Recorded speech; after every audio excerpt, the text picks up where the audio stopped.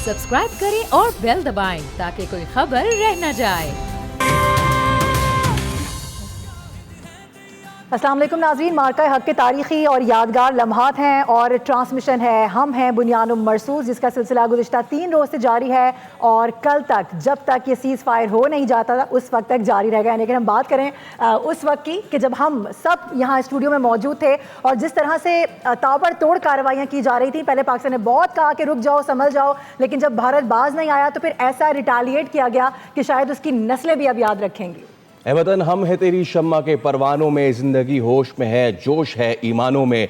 ये कौम सीसा पिलाई कौम, ये कौम हर बार अपनी उमंगों पे पूरा उतरी। उस वक्त भी कि जिस वक्त BRB केनाल पे दुश्मन ने रात के अंधेरे पे हमला किया, उस वक्त भी कि जब इस कौम को ललकारा गया 71 हो, 2001 हो, या फिर ऑपरेशन स्विफ्ट रिट्रॉट, या फिर 2025, और हर बार इस कौम ने सबूत दिया है कि हम हर घड़ी तैयार कामरान हैं। हमारी इस खुसूसी ट्रांसमिशन का सिलसिला जारी है और ये वो वक्त था नाज़रीन जब 1 साल पहले बता दिया गया था कि अब कुछ होने जा रहा है, हम तैयार हैं और now you wait for our response.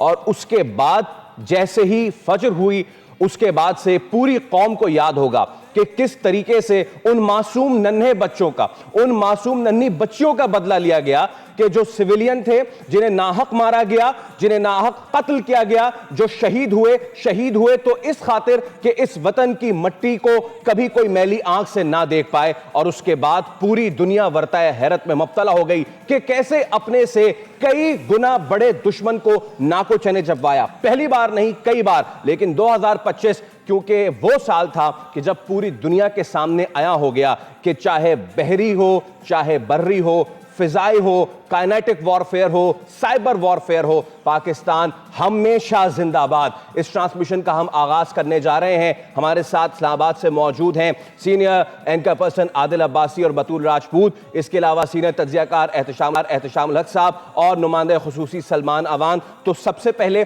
Salman Awan की जानिब चलते हैं और उसके बाद बारी बारी आप सबके पास आएंगे। और मेरा सबसे पहले यही सवाल होगा सलमान, 1 साल पहले यही वो लम्हात थे, यही वो वक्त था कि जब हम आपसे गुफ्तगू कर रहे थे। उस वक्त क्या जज्बात थे, क्या लम्हात थे? थोड़ा सा रिलीव कीजिए वो मोमेंट। आपके पास तो वो खबरें आ रही थीं और क्या कुछ हो रहा था, जरा बताइए। जी बिल्कुल, सबसे पहले तो पूरी कौम को मार्का हक का 1 साल मुकम्मल होने की मुबारकबाद। और क्योंकि ये मार्का हक वाक़तन एक ऐसा मार्का साबित हुआ जिसने पूरी दुनिया में पाकिस्तान का परसेप्शन चेंज किया, और जिस तरह से हम बात करते हैं कि पाकिस्तान का ग्लोबल प्रोफाइल बिल्कुल बदल कर रख दिया इस मार्के ने। और उसके बाद आज आप देखें कि उसकी जो असरात हैं वो आज तक हम देखते चले आ रहे हैं कि किस तरह से पाकिस्तान को पूरी दुनिया में ग्लोबली रिकग्नाइज़ किया जाता है। हर बहाज़ के ऊपर, हर प्लेटफॉर्म के ऊपर पाकिस्तान का नाम जो है वो इस मार्के के बाद, इस मार्के में तारीख़ी कामयाबी के बाद बुलंद हुआ। डेफिनेटली आज हम बैठे हैं उन यादों को रिकॉल करने के लिए। तो वो वक्त आज से 1 बरस पहले ठीक इन्हीं लम्हात में हम लोगों ने देखा कि कुछ देर पहले DGI प्यार बिल्कुल एक तदब्बर भी था उसके अंदर, लेकिन दुश्मन के लिए पूरी एक तरह से धमकी थी, जो एक दुश्मन को वार्निंग थी कि वो इंतज़ार करे पाकिस्तान की कार्रवाई का। पाकिस्तान रिटेलिएट करेगा, पाकिस्तान बदला लेगा उन बच्चों का जिनके मदारिस को, जिनके घरों को, जिनको दहशतगर्दी के नाम के ऊपर, सो कॉल्ड दहशतगर्दी के नाम के ऊपर भारत की जानिब से तबाह किया गया। और उसके बाद जैसे जैसे ये ऑपरेशन की तफसीलात सामने आना शुरू हुई, जिसका नाम सबसे पहले हमने देखा कि ऑपरेशन बुनियानुम मरसूस रखा गया। और वही बुनियानुम मरसूस जो है आज आप देख रहे हैं कि पूरी कौम वाक़तन बुनियानुम मरसूस बन चुकी है। और उस ऑपरेशन के दौरान भी पूरी कौम ने बुनियानुम मरसूस की तरह ही भारत की जारियत का मुकाबला किया, भारत की जारियत को मुंह तोड़ जवाब दिया। ऑपरेशन की डिटेल्स जो हैं वो DGI प्यार की प्रेस कॉन्फ्रेंस के बाद जो एक मुख्तसर प्रेस कॉन्फ्रेंस थी, जिसमें दुश्मन को उन्होंने बड़े चंद अल्फाज के अंदर ही आप कह सकते हैं कि बता दिया था कि अब पाकिस्तान की जो जवाबी कार्रवाई है वो शुरू होने वाली है और दुश्मन को तैयार रहना चाहिए। और नमाज फ़जर के बाद आप जानते हैं कि इस कार्रवाई का आगाज़ किया गया। पाकिस्तान की जो ख़ास तौर पर लैंड फोर्सेस हैं, बर्री फ़ौज हैं, उसने इस ऑपरेशन को, जिसको बुनियानुम मरसूस का नाम दिया गया, लीड किया। फतेह 1, फतेह 2 मिज़ाइल, आज पूरी कौम इन मिज़ाइलों को और इन मिज़ाइल्स को चलाने वालों को जान चुकी है और मिसाइल्स के साथ जिस तरह से भारत के ऊपर पाक फ़िज़ाइया कहर बनकर टूटी, भारत के S-400 को तबाह किया गया, उनके मुख्तलिफ जो एयर बेसिस हैं, ब्राह्मोस के डिपोज़ हैं, तबाह किया गया। तो ये तफसीलात वन बाय वन आना शुरू हुई। और यहाँ पे मैं जो एक बात बहुत ज़्यादा इम्पॉर्टेंट है कि पाकिस्तान जब हम बतौर जर्नलिस्ट ये सब कुछ कवर कर रहे थे और पाकिस्तानी मीडिया आप जानते हैं कि बहुत ज़्यादा हम लोगों ने रिस्पॉन्सिबिलिटी का मुजाहरा किया, सिर्फ वही ख़बरें हमारी जानिब से दी गई और सिर्फ वही ख़बरें हमारे सोर्सेज ने जो हमें प्रोवाइड की वो ख़बरें थीं, वो इतलात थीं, वो कामयाबियाँ थीं जिनको तमाम के तमाम पैरामीटर्स के ऊपर बहुत अच्छे तरीके से जांच लिया गया था, परख लिया गया था। यानी कि मैंने जो भी पब्लिक को इन्फॉर्मेशन दी वो बहुत नपी तुली, बहुत एक्यूरेट इन्फॉर्मेशन थी। उसके अंदर हमने भारतीय मीडिया की तरह, गोदी मीडिया की तरह किसी भी किस्म की मुबालगा आराई से काम नहीं लिया और वो हकायक दुनिया के सामने रखे जो आज पूरी दुनिया मानती है, जबकि भारत की जानिब से जो कुछ सही कह रहे हैं। वही लम्हात जो आप हमारे साथ शेयर करें, ज़रा एहतशाम साहब की जानिब बढ़ना चाहूँगी, क्योंकि ये वो वक्त था कि जब एहतशाम साहब भी हमारे साथ फ़ोन पे मौजूद थे, टेलीफोन पे मौजूद थे, और जो उस वक्त एहतशाम साहब का जज्बा था फैसल, वो हम सबको मालूम है। जिस तरह से बताया गया कि अटैक कर दिया गया है, बस अब से थोड़ी ही देर के बाद वो लम्हा भी आने वाला है। तो एहतशाम साहब, वो खबर जो आपने उस वक्त ब्रेक की, फिर उसके बाद हमने देखा जो सीज़ फायर की खबर थी, सबसे पहले वो भी आपकी जानिब से ब्रेक की गई। सो ओवरऑल अगर हम उस वक्त दोहराते हैं, याद करते हैं, तो हम फ़ख्र से कह सकते हैं कि उस वक्त हम भी उस ट्रांसमिशन का हिस्सा थे। खासतौर पर अगर हम बात कर लें फैसल और हमारे दीगर साथी, तो पूरी रात से वहाँ संभाले हुए थे और बड़ा अहम किरदार आपने भी अदा किया। तो एहतशाम साहब, उस वक्त की जो फीलिंग्स थी आपकी, जिस तरह से आप महसूस कर रहे थे, ज़ाहिर है आपने यकीनी तौर पर पहले की भी कुछ जंगें देखी सुनी होंगी, लेकिन ये जो जनरेशन है इसने सिर्फ जंगें सुनी थी, पहली बार ऐसा हुआ था कि हम उसको विटनेस कर रहे थे। जी मारूफ, पिछले साल यही दिन था, यही वक्त था, 4:30 बजे का करीब के करीब आपने देखा ये खबर जब ब्रेक हुई थी और मैंने कहा था कि जी 6 जहाज़ गिरा दिए गए। तो देखें, ये एक वो कहते हैं ना, साफ़ियों की ज़िंदगी में कभी कभी प्राउड मोमेंट्स आते हैं, तो वो वाकई एक बहुत बड़ी बात थी जब खबर ब्रेक की थी। उसके बाद बाकी चैनल ने मुझसे रब्ता किया था, डिटेल वगैरह पूछते रहे थे। देखिए, अब ये बुनियादी तौर पर समझने वाली बात यह है मालूम कि ये मई से मई का 1 साल का सफ़र सियासी तौर पे, उसके बाद आप मिलिट्री के तौर पे आप देखते हैं, सफारती माज पे जिस तरह पाकिस्तान को रेलेवेंट कर गया है, ये मेरा ख्याल है ये तारीख लिखी जाएगी तो फिर पता चलेगा कि हम कहाँ खड़े थे। क्योंकि उसकी वजह है कि 20 साल से हिंदुस्तान का प्रोपेगेंडा पाकिस्तान के ख़िलाफ़ जो हुआ इतना जहरीला कि हमें दहशतगर्द, रोग स्टेट और एपिसेंटर ऑफ टेररिज्म हमें कहा गया और हमारे लिए हर जगह मुश्किल पैदा की गई थी। तो मेरा ख्याल है उसके बाद से अब तो बिल्कुल दुनिया बदल गई है। आज हम देखते हैं कि किस तरीके से अमेरिका मेहरबान हमें नज़र आता है, चीन राजदान है और रूस को आप देखते हैं कदरदान है, सऊदी अरब शादवान है। ये सारा कुछ इसलिए हो रहा है कि हमारी सफारती पॉलिसी, सियासी पॉलिसी और मिलिट्री पॉलिसी जो रही है, जिस तरीके से पाकिस्तान ने अपने से 6 गुना बड़े दुश्मन को शिकस्त दी थी आज के दिन, और उसके बाद आपने देखा दुनिया की 10वीं कहा जाता है कि जो क्लेम करते हैं कि हमारी इकॉनमी है, हमने जिस तरीके से शिकस्त दी थी। तो देखें, ये देखा जाए तो हमारा ये बड़ा मारूफ अनबाउंडेड रिजॉल्व था, मार्का हैक जिसकी मैनिफेस्टेशन थी। अब बुनियादी तौर पे मेरा ख्याल है जो बात है, जिस तरीके से कॉमिटी ऑफ द नेशन में अब हम सर उठा के चल सकते हैं। बार बार बात आती है जो लोग अभी भी बाहर जाते हैं, ग्रीन पासपोर्ट की किस तरह इज्जत बहाल हुई है, किस तरीके से पाकिस्तान को बड़ा सीरियस लिया जा रहा है। अभी आप देख लें, इस वक्त पाकिस्तान शायद मेरा ख्याल अगर मैं गलत नहीं हूँ तो एज़ वी स्पीक वाशिंगटन में, बीजिंग में, मॉस्को में, तीनों मुल्क बड़े जो आप देख लें सुपर पावर है, उनके साथ हम जितना उनका कॉन्फिडेंस एंजॉय कर रहे हैं, शायद मेरा ख्याल है बहुत कम मुल्क होंगे। फिर उसके बाद आप देख लें जीसीसी ममालिक में चले जाएँ, उनको आप देख लें, एक रूड अवेकनिंग है कि हमारे साथ क्या हुआ। माहदे तो अमेरिका ने हमारे साथ किए थे हमें बचाने के लिए, दिफाई माहदे, लेकिन क्या हुआ, कुछ नहीं हुआ।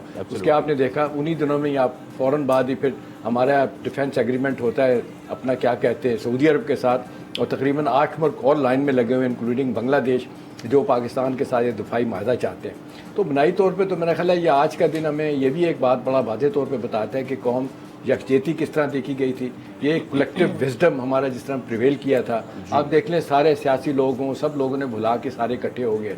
ये दुश्मन के लिए ये भी एक बड़ी बात होती है, वो तो समझता है कि जी बटे हुए हैं सियासी तौर पर, अदरवाइज भी, लेकिन आपने देखा जिस तरीके से इकट्ठे होकर हमने फिर ये जंग में हिस्सा लिया, जिस तरीके से हिंदुस्तान को शिकस्त दी।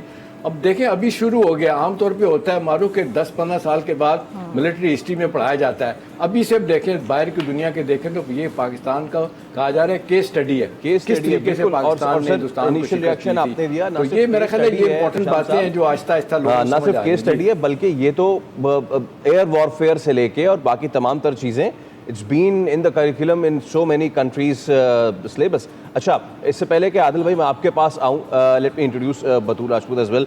बतूल, हम ये जो तमाम तर चीज़ें मना रहे हैं आज, इसका सेहरा हमारी बहादुर अफवाज को जाता है। उससे पहले जब हम ये तमाम तर चीज़ें देख रहे थे तो अगर आज ये कहा जा रहा है, इंडिया की अपोजिशन ये कह रही है कि ये इसका सेहरा सरेंडर मोदी को भी जाता है, क्योंकि ना वो इस तरह की बेवकूफ़ाना हरकत करते, ना वो पहलगाम वाली चीज़ करते, ना वो उसका इल्ज़ाम इधर धरते, और ना फिर पाकिस्तान इस तरह रिटेलिएट करता। मैं चाहूँगा कि थोड़ा सा उसको भी रिलीव कर लिया जाए। Till this date there is no clear evidence कि भाई पहलगाम में किसका हाथ रहा। उनके अपने लोग उनसे पूछते रहे कि भाई इतनी अहम जगह पे कैसे लोग आ गए, कैसे वहां से चले गए, आज तक आप ट्रैक नहीं कर सके। उनके अभी जो जनरल साहब है वो भी बस आए बाएं शाएं मार रहे थे कि जी हमारे पास डिजिटल फुटप्रिंट है और हमें ये है वो है, तो इनके पास आज तक उस चीज का जवाब नहीं बन पा रहा है। जी बिल्कुल फैसल, बहुत शुक्रिया। और रिसेंटली कुछ रिपोर्ट्स ये भी सामने आई हैं कि 1 साल हो गया है और डॉक्यूमेंट्री बनाने की कोशिश की गई है इसमें, इंडियन मीडिया ने, कुछ इंडिपेंडेंट जर्नलिस्ट ने, इंटरनेशनल मीडिया ने, कि एग्जैक्टली कितना नुकसान हुआ है भारत का। तो भारत चूंकि रसाई नहीं देता उन साइट्स पे, इसलिए उस पर रिपोर्ट्स या डॉक्यूमेंट्रीज नहीं बन सकती। जितनी इन्फॉर्मेशन है या तो वो पाकिस्तानी मीडिया से जा रही है या इंडिपेंडेंट मीडिया उस पर काम कर रहा है। तो ये इस बात का सबसे बड़ा सबूत है कि भारत अपनी शिकस्त तस्लीम तो खैर पहले ही नहीं कर रहा था, लेकिन वो इस बात से भी डरता है कि जो उसका नुकसान हुआ है वो सामने आए। और अभी तक कोई तखमीना लगाना या एग्जैक्टली कोई नंबर्स नोबडी नोज़, बल्कि जो उनके अपने फ़ौजी अफसरान हैं वो अपने इंटरव्यूज़ में कहते हैं कि अब आप आपसे ये नहीं पूछें कि हमारे कितने जहाज़ गिरे हैं, अब आप ये पूछें कि गिर क्यों गए थे और अब आगे क्या करना चाहिए। और रिसेंटली जो उनके एयर चीफ हैं वो ये भी उन्होंने कुछ ऐसी स्टेटमेंट्स दी जिससे वो बिल्कुल ये एक्सेप्ट कर रहे थे कि उनका काफ़ी नुकसान हुआ है। जो आप फॉल्स फ्लैग ऑपरेशंस की बात कर रहे थे, देखिए ये तो इंडिया की हिस्ट्री है कि चाहे वो उड़ी हो या कुछ और ऐसे फॉल्स फ्लैग ऑपरेशन हों जो इंडिया ने किए हों, तो Pahalgam was one of them. इसके बाद जब पाकिस्तान ने यूनाइटेड नेशन से ये मुतालबा किया था कि आप इंडिपेंडेंट इंक्वायरी करें, इन्वेस्टिगेशंस करें, प्रोब करें, तो इंडिया ने उसके साथ कोऑपरेट नहीं किया था। और वो चीज़ ऐसे ओपन एंडेड है जो इस बात का सबूत है कि इंडिया हिचकिचा रहा है, इस पर मज़ीद बात नहीं कर पा रहा वो, क्योंकि उन्होंने तो कहा कि उन्होंने उसके जवाब में मुरीद के में या कहीं और पाकिस्तान में टेररिस्ट मारे, तो प्लीज़ वो बताएं तो सही आपने किस बुनियाद पे मारे। तो चूंकि वो मामला ओपन एंडेड है and India is not ready to cooperate, और यूनाइटेड नेशन ने कहा है कि चूंकि इंडिया कोऑपरेट नहीं कर रहा तो अब जो उसका परसेप्शन बनता है वो बनता रहे। और देखिए ये बहुत, हम सुबह से इनफैक्ट इसके ऊपर बात कर रहे हैं। पाकिस्तान इस वक्त डिफेंस एक्सपोर्टर बन चुका है, पाकिस्तान रीजन स्टेबलाइजर बन चुका है, Pakistan is rarest of the rare countries इस वक्त, जिस पे तकरीबन पूरी इसराइल और इंडिया के अलावा तकरीबन पूरी दुनिया एतमाद करती है। कोई एक दूसरे से बात करने को तैयार नहीं है, लेकिन सब लोग पाकिस्तान से और पाकिस्तान के थ्रू बात करने के लिए तैयार है। और मैं चाहूँगी कि अभी आदिल करें बात, क्योंकि हम तो बहुत देर से बात कर रहे हैं एंड नहीं, क्योंकि मैं एक तवील अरसे से खुशी मना रही हूँ और I just want to be happy for some time and not say anything. Sahiba चाह रही हैं कि वो सबको हक है मेरे ख्याल में सेलिब्रेट करने का, खुशी मनाने का। आदिल, आप अपना क्या पॉइंट इसमें ऐड करेंगे? हम सुबह से बहुत खुशी मना रहे हैं तो खामोश रह के भी खुशी मनाई जा सकती है। बिल्कुल आप सही कह रहे हैं। But the celebration is not stopping yet. Batool, please energise yourself, क्योंकि आज पूरा दिन ये चलता रहेगा। प्लीज आदिल, आप अपना पॉइंट ऐड कीजिएगा। जिस तरह से बतूल भी गुफ्तगू कर रही हैं और हम बार बार इस हवाले से गुफ्तगू करते आ रहे हैं, एक तो वो वक्त जिसको हम सेलिब्रेट कर रहे हैं, लेकिन उसके बाद जब पाकिस्तान के लिए दरवाजे खुले हैं, जिस तरह से पाकिस्तान को वार्म वेलकम किया जा रहा है, ओपन हार्टली वेलकम किया जा रहा है, वो इस वक्त पूरी दुनिया देख रही है। और अब यही कहा जा रहा है कि एक पैराडाइम शिफ्ट आ सकता है जो कि बहुत जल्द हमें देखने को मिलेगा। खासतौर पर अगर हम इस खित्ते की बात करें तो पाकिस्तान रूल करता हुआ हमें नजर आएगा। और अभी सभी हम देख रहे हैं कि बड़े सारे ममालिक हैं जो कभी पाकिस्तान को पूछा नहीं करते थे, पाकिस्तान किसी लिस्ट में नहीं होता था, आज पाकिस्तान की हाँ में हाँ मिलाते हुए नजर आते हैं। न सिर्फ ये, बल्कि पाकिस्तान के साथ मशवरे लिए जा रहे हैं। इस तरह से पाकिस्तान ने अपना एकदम से जो शिफ्ट है उसको किया है पावर को। सो ओवरऑल अगर हम देखें तो इस वक्त पाकिस्तान बहुत ज़बरदस्त स्टैंड कर रहा है। प्लस ये कि वो लास्ट टाइम वाली अगर हम मोमेंट को याद करें तो फिर तो ज़ाहिर है हम ओवरऑल जश्न मना ही रहे हैं। हाँ बिल्कुल, देखें जब पाकिस्तान इस सिचुएशन में गया तो पाकिस्तान तो देखें वॉर को अवॉइड करना चाहता था। पाकिस्तान ने इसको अवॉइड किया और काफ़ी सालों से इंडिया की ये कोशिश थी कि पाकिस्तान को ऑन एंड ऑफ वो किसी न किसी फ्रंट पे एंगेज रखता है। ऑपरेशन स्विफ्ट रिटॉर्ट भी उसकी एक रिफ्लेक्शन थी, जो हमने देखा जिस तरह इंडिया ने बालाकोट पे अटैक किया, फिर पाकिस्तान को जो है वो रिस्पॉन्ड करना पड़ा। और उसके बाद पहलगाम वाक़े के बाद से लेकर सीज़ फायर तक जो कुछ हुआ, रेस्ट इज़ द हिस्ट्री। लेकिन उस सारे पीरियड के अंदर एक चीज़ हमें ये देखने को मिली कि पाकिस्तान ने अपनी एक रिस्पॉन्सिबल स्टेट होते हुए हमेशा ये ऑफ़र की कि अगर आपके पास कोई एविडेंस है, इंडिया को कहा अगर आपके पास कोई किसी किस्म की कोई आप एलिगेशन लगाते हैं, आपके पास कोई प्रूफ्स हैं, आप आएँ इंटरनेशनल फोरम पे आएँ, हमारे साथ शेयर करें, हम आपके साथ कोऑपरेट करने को तैयार है, लेकिन ये एलिगेशन ना लगाएं। लेकिन इंडिया ने कंसिस्टेंटली पाकिस्तान को कोशिश की सप्रेस करने की, कॉर्नर करने की, पाकिस्तान को अंडर प्रेशर लेने की, इंटरनेशनल फ्रंट्स पर पाकिस्तान को यूनाइटेड नेशन से लेकर दीगर फोरम्स के ऊपर जो है वो पाकिस्तान को आइसोलेट करने की। और मेरा तो ये बड़ा स्ट्रॉन्ग बिलीव है कि ये डिवाइन इंटरवेंशन थी जो हमने इस वक्त इस बुनियानुल मरसूस में देखी है। वो डिवाइन इंटरवेंशन इस तरह थी कि जब पाकिस्तान जंग नहीं लड़ना चाहता था, पाकिस्तान ज़ाहिर अपनी इकनॉमिक कंडीशन को भी देखता है, वो रीजन में भी एक रिस्पॉन्सिबल स्टेट के तौर पे कोशिश करता है कि हम पीस लविंग कंट्री हैं तो हमें जंग ना करनी पड़े, हम जंग में ना जाए। और हम किस तरह जंग में जाते हैं आप बताएं।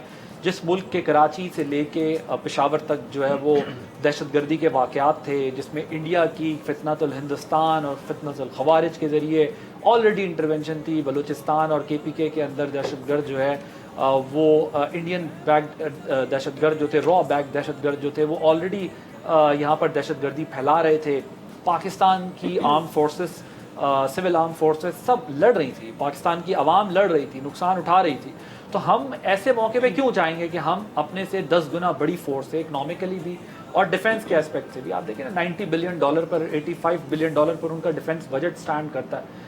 ऐसी कंट्री से हम क्यों लड़ना चाहिए? ऐसा नहीं कि हमें कोई खौफ था, तैयार थे हम हर वक्त, लेकिन हम एक जिम्मेदार रियासत के तौर पर, हम दोनों न्यूक्लियर स्टेट्स हैं, दोनों कंट्रीज इस किस्म की वॉर अफोर्ड नहीं कर सकते थे।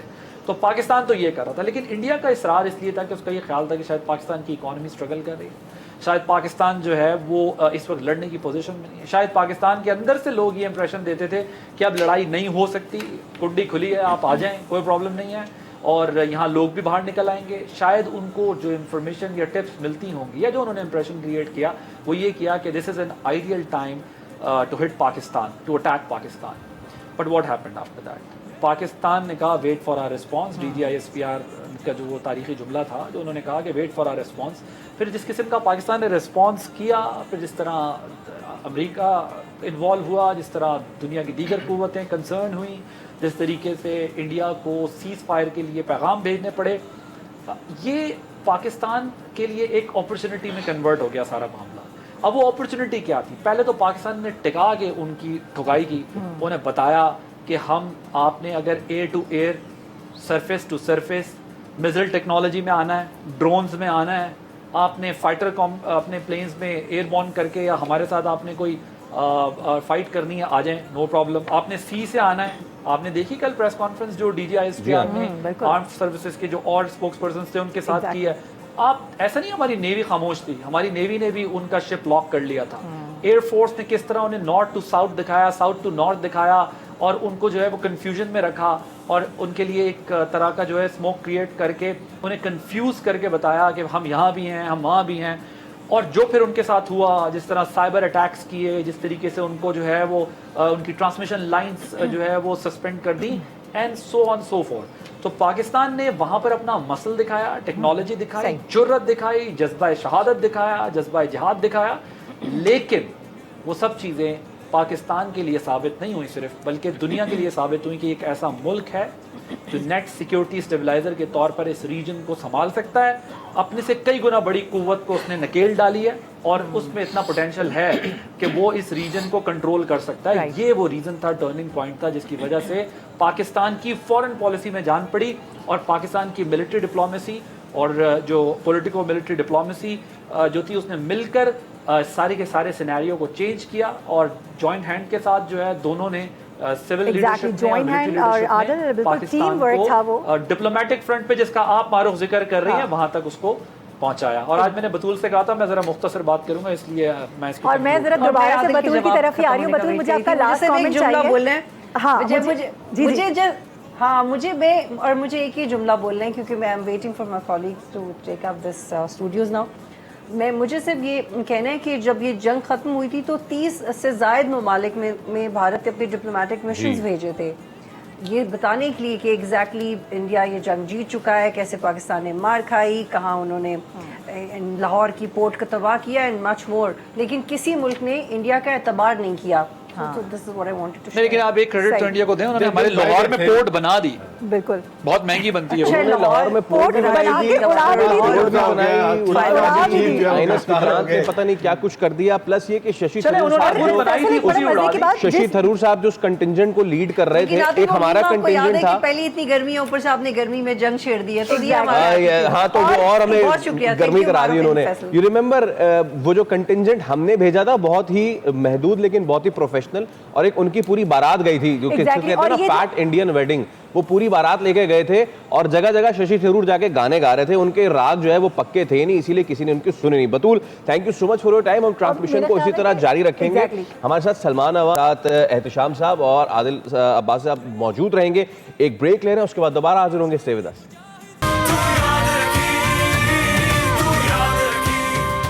मार्का हक को हुआ है 1 साल मुकम्मल, लेकिन यकीन जानिए कि ये रहती दुनिया तक याद रखा जाएगा। और इसी हवाले से हम ये खुसूसी ट्रांसमिशन लेके आपके सामने हाजिर हुए हैं।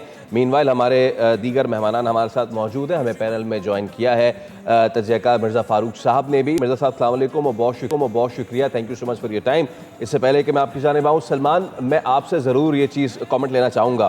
देयर आर फ्यू की factors in the beginning of this war कि जिसने काया पलट के रख दी थी, और उसमें जिसको सबसे ज़्यादा जिस पे हमने पहले भी बात की है सलमान, मैं चाहूँगा एक बार फिर ज़रा ताज़ा कर लें उस PL-15 की, जिसके हवाले से ये कहा जा रहा था कि जी रफ़ाइल है, रफ़ाइल में मीटियोर लगा हुआ है, तो फला है तो ढिमका है, लेकिन उसको भेदा, रफ़ाइल को गिराया। PL-15 की कारकर्दगी कितनी ज़बरदस्त रही इस पूरी जंग में, ज़रा इस हवाले से दोबारा बताइए। फैसल साहब, सिर्फ और सिर्फ PL-15 को क्रेडिट देना जो है वो मेरा ख्याल है कि ज़्यादा मुनासिब नहीं होगा। अगर हम बात करते हैं जो पहला मार्का था पाकिस्तान और भारत की फ़िज़ाई अफवाज के दरमियान, जिसे आप मार्का हक कहते हैं, यानी कि 8-0 का जो कंफर्म्ड स्कोर है, जब हम उसकी बात करते हैं तो ये सिर्फ और सिर्फ PL-15 का कारनामा नहीं, बल्कि ये एक पाकिस्तान एयरफोर्स की एक ऐसी किल चेन की तश्कील थी जो कि बहुत ही रिकॉर्ड मुद्दत के अंदर पाकिस्तान एयरफोर्स ने मुकम्मल की। और पाकिस्तान एयरफोर्स ने उस किल चेन की बदौलत श्योर शॉट किल्स जो हासिल किए, ना सिर्फ राफेल के बल्कि सुखोई के, मिराज 2000 और उसके साथ साथ जो उनका MiG-29 है वो भी मार गिराया गया। तो PL-15 डेफिनेटली उस किल चेन का एक बहुत इंपॉर्टेंट हिस्सा था। और उससे पहले अगर आप रिकॉल करें कि भारत हमेशा से राफेल के होने या ना होने का रोता दिखाई दिया हमें, और उसके बाद फिर जब राफेल की इंडक्शन हो गई तो इंडियंस ने अपने आप को शायद किसी और वो हवाओं में चले गए, किसी और डायमेंशन में चले गए। उन्होंने अपने आप को बिल्कुल मुकम्मल तौर पर उनका ख्याल था कि साउथ एशिया के जो स्काइज़ हैं, आसमान है, वहाँ पर उनकी शायद एयर सुपीरियरिटी कायम हो चुकी है जिसको ब्रेक नहीं किया जा सकता। लेकिन पाकिस्तान ने, और ख़ास तौर पर इसमें मैं क्रेडिट दूंगा air chief marshal Zaheer Ahmed Babar Sidhu को, जिन्होंने फौरी तौर के ऊपर इसका तोड़ किया। हमने इसकी J-10C की शक्ल के अंदर, जो कि 4.5 जनरेशन तैयारा है, और पाकिस्तान उसका पहला ख़रीदार बना चाइना से। और उसके बाद फिर डेफिनेटली उसके ऊपर PL-15 मौजूद थे। और PL-15 के जब आप एयरफोर्स के लोगों से बात करते हैं तो हमेशा ये कहा जाता है कि जब प्रेपरेशन की जाती है किसी भी जंग की, ना सिर्फ फ़िज़ाई जंग की, ज़मीनी या बहरी जंग की भी, तो आप अपने आप को वर्स्ट सिनेरियो में रखते हैं, एनिमी को हमेशा बेस्ट सिनेरियो में रखते हैं। लेकिन हमारा एनिमी जो है उसने बिल्कुल इसके अगेंस्ट किया, और उन्होंने पाकिस्तान के हवाले से, पाकिस्तान की सलाहियतों के हवाले से, और ख़ास तौर पर अगर हम पिन पॉइंट करें तो PL-15 के हवाले से बहुत ज़्यादा मिस कैलकुलेशन की। और उस मिस कैलकुलेशन का नतीजा जो है वो उन्हें भुगतना पड़ा। वो इस गुमान में रहे, इस गलत फहमी में रहे कि पाकिस्तान के पास शायद PL-15E है, यानी कि एक्सपोर्ट वर्जन है, उसकी जो रेंज है वो 150 किलोमीटर के करीब है या 180 किलोमीटर के करीब है।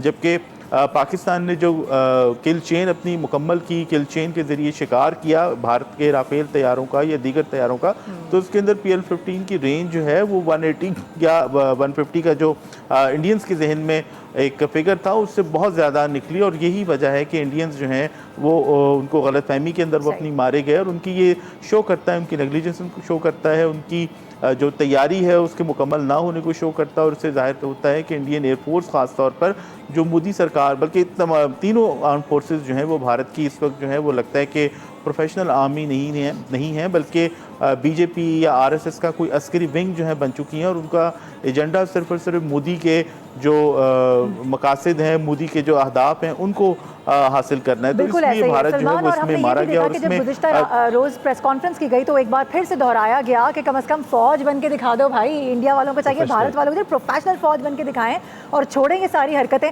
और यही सब उनका मीडिया भी करता है। मिर्जा साहब, आपकी जानिब आना चाहूँगी। जिस तरह से हम इस हवाले से गुफ्तगू मुसलसल तौर पर कर भी रहे हैं, 2019 में कहा गया कि रफ़ेल होते तो पता नहीं क्या हो जाता, हम ये कर लेते और हम वो कर लेते। जब रफ़ेल उनके पास आए तो पाकिस्तान उनको जो करके दिखाया, फिर उनको उनकी नानी याद आ गई, उनको नानी याद दिला दी उनकी, और ऐसी फिर उनको मार पड़ी कि उनको नस्लों तक याद रहेगी।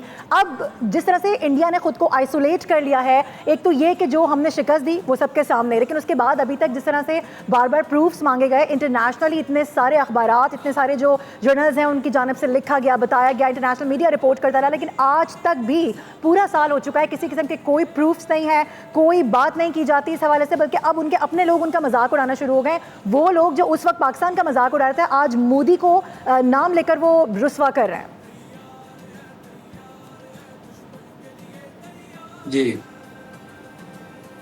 जी मिर्जा साहब।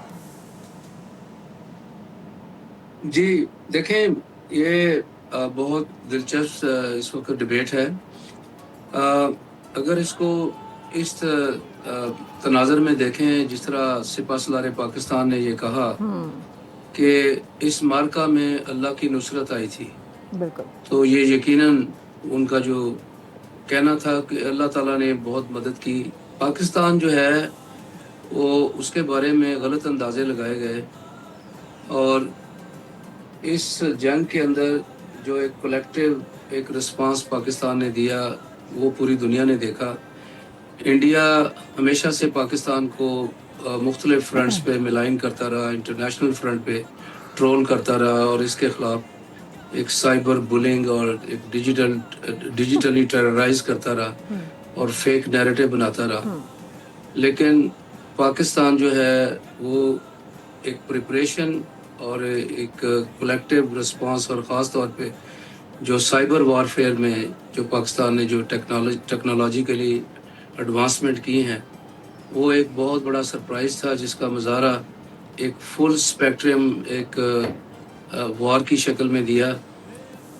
पाकिस्तान की जो वार हिकमत अमली थी वो भी एक बहुत बड़ा इंडिया के लिए एक सरप्राइज़ था। और आपने देखा कि जो बहादुर सपूत हैं, खास हमारे जो एयरफोर्स के कमांडर हैं, वो जब गए उन्होंने बहादुरी का जो मुजाहरा किया, और उन्होंने जिस फोर्स से उन्होंने वो अटैक किया वो इंडिया संभल नहीं सका। दरअसल ये अगर आप थोड़ा सा पीछे जाएं तो जब S-400 इंडिया ने रशिया से लिया तो उसके बाद इंडिया का दिमाग ख़राब हो गया था। एक मिसाइल पाकिस्तान पे फेंका था जो वॉर हेड के बगैर, जो उन्होंने कहा कि ये गलती से आ गया, वो बेसिकली पाकिस्तान का रिस्पांस और कैपेबिलिटी वो टेस्ट करना चाहते थे, लेकिन पाकिस्तान ने बहुत ही होशियारी से उसका डिप्लोमेटिक रिस्पांस दिया। तो वो चाहते थे कि जो डेटरेंस है वो शिफ्ट हो जाए पाकिस्तान से इंडिया की तरफ, लेकिन वो ख्वाब उनका पूरा नहीं हो सका।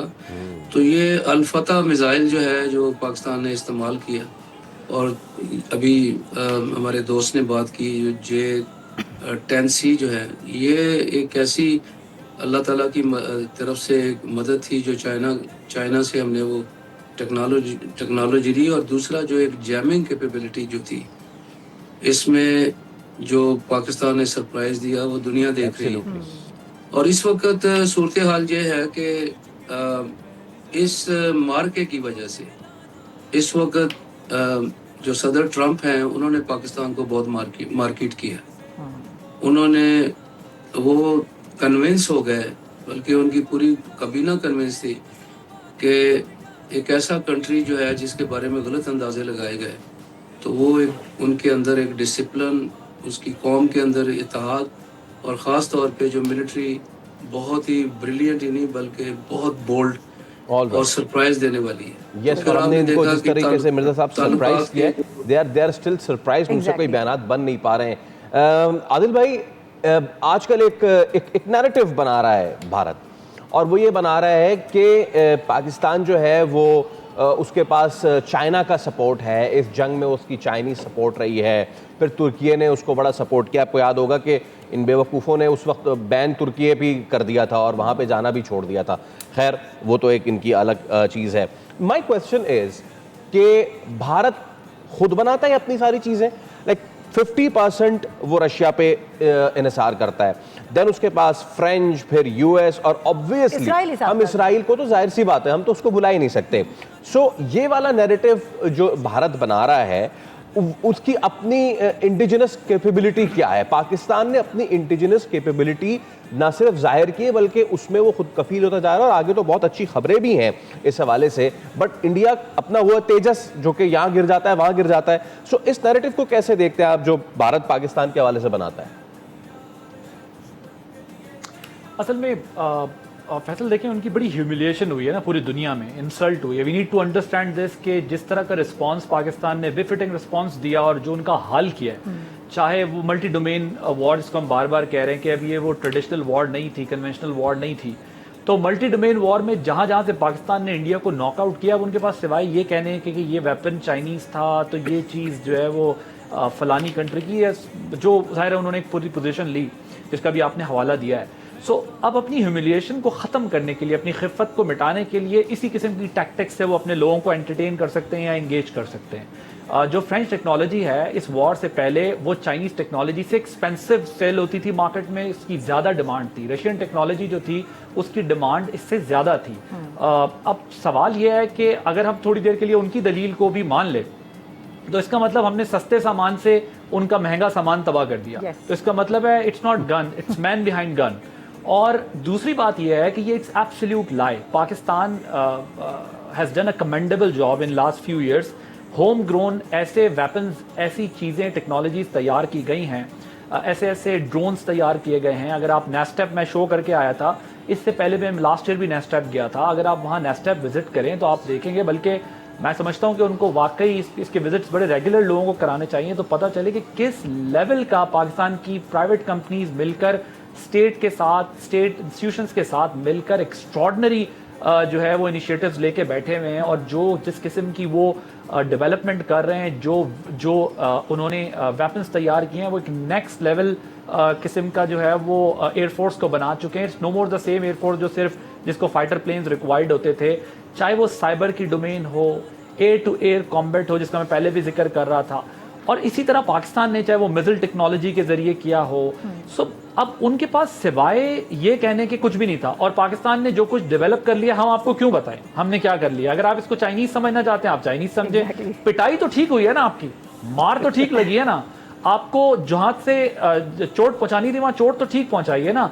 आपका मजाक आपके मुल्क में उड़ रहा है। आप खुद कह रहे थे कि हमने तो दहशतगर्दों के कैंप को, मोदी साहब कह रहे थे, अटैक किया, पाकिस्तान ने तो हम पे अटैक कर दिया। सो इतनी बौखलाहट थी, इतनी कंफ्यूजन थी। 2 दिन जिस कंट्री की एयरफोर्स ग्राउंडेड हो गई हो, जिस कंट्री की एयरफोर्स ऑपरेट ना कर सकी हो, जहां आपने उन पर साइबर अटैक्स करके अबेंडन कर दिया हो सारा का सारा सिस्टम, आपने उनको डिस्कनेक्ट कर दिया हो, क्लूलेस कर दिया उनके प्लेन्स को। जब वो एयरबॉर्न कर गए तो वो ऑलमोस्ट डिस्कनेक्ट था उनका अपने रडार सिस्टम के साथ। सो वो वी अंडरस्टैंड देयर पेन, और जाहिर है उनको यही कहना है जो वो कह रहे हैं। लेकिन मेरा ये ख्याल है कि पाकिस्तान ने वाकई अल्हम्दुलिल्लाह अल्लाह की मदद और नुसरत शामिल रही। Allah has been very very kind के पाकिस्तान पे जब भी मैली आंख से हिंदुस्तान ने देखा है, चाहे उसकी प्रॉक्सीज ने देखा है, तो पाकिस्तान की आर्म फोर्सेस ने, पाकिस्तान की आवाम ने, इनफैक्ट अल्हम्दुलिल्लाह सब सियासी जमातें भी उस वक्त एक हो जाती हैं जब पाकिस्तान पे मुश्किल आती है, और बड़ा जबरदस्त ये पॉइंट जो है ना, ये भी बड़ा इंपॉर्टेंट पॉइंट है। और मैं इसमें ना, मैं कल भी मैं कल भी फैसला आप दोनों को मैं एक चीज बताना चाहता हूँ। मैं कल भी ये बात कर रहा था परसों में ट्रांसमिशन में कि देखें, मैं इसको सिर्फ टच करता हूँ हल्का सा इस सब्जेक्ट को, इस पे ज्यादा बात नहीं हो सकती क्योंकि एक सेंसिटिव इशू है। अगर ईरान जैसा मुल्क इतनी बड़ी बड़ी फोर्सेस को इतना टफ टाइम दे सकता है, तो पाकिस्तान तो वे अहेड है उसमें। Exactly. बस अल्लाह का शुक्र अदा करना चाहिए हमें, और खुदा के खौफ से बात करनी चाहिए, तज्जिए करते हुए भी हमें एहतियात करनी चाहिए, क्योंकि वो अल्लाह ताला है जो इंसान की इज्जत रखता है, मुल्क की इज्जत रखता है, रियासत की इज्जत रखता है। आई वुड से कि बेस्ट डिस्क्राइब बाय मानी शंकर, हिंदुस्तान के बहुत बड़े साबिक सफारतकार हैं, हमारे आपके कराची में कौंसल जनरल भी रहे हैं, आजकल अपनी बेगम के साथ मिलके वो वीलॉग भी करते हैं अपना। उनसे आदिल सवाल पूछा गया कि जी जो हिंदुस्तान ने हमारे लिए जो कुछ किया है, हमारी रुसवाई हुई है, इसका क्या हाल है? तो हंस के कहते हैं मानी शंकर कि मैं तो पाकिस्तान की हुकूमत को कहूँगा कि अपना सबसे बड़ा अवार्ड जो है ना वो दें आप मोदी को, जिसने सफारती तनाई हिंदुस्तान के लिए की और दुनिया जान में हमारी बदनामी की।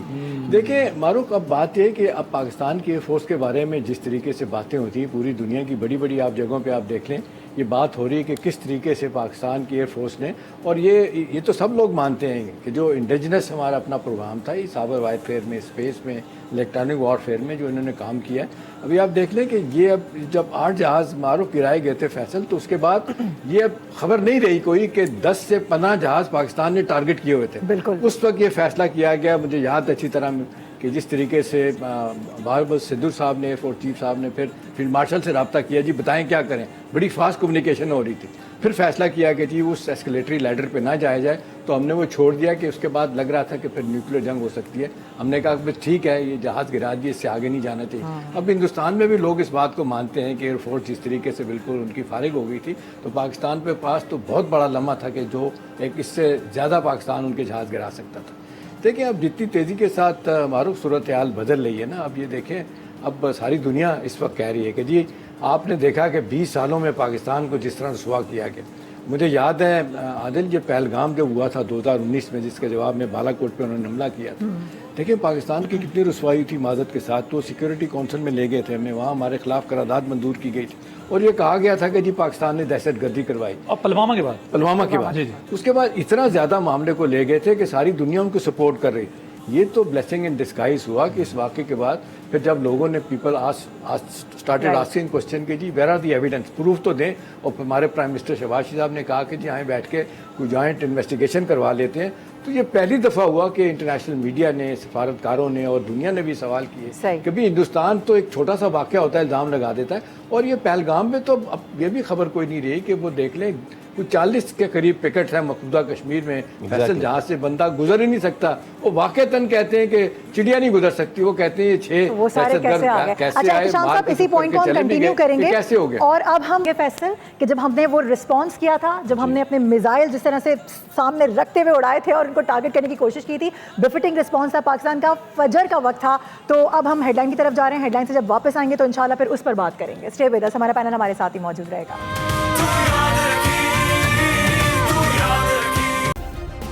सब्सक्राइब करें और बेल दबाएं ताकि कोई खबर रह न जाए।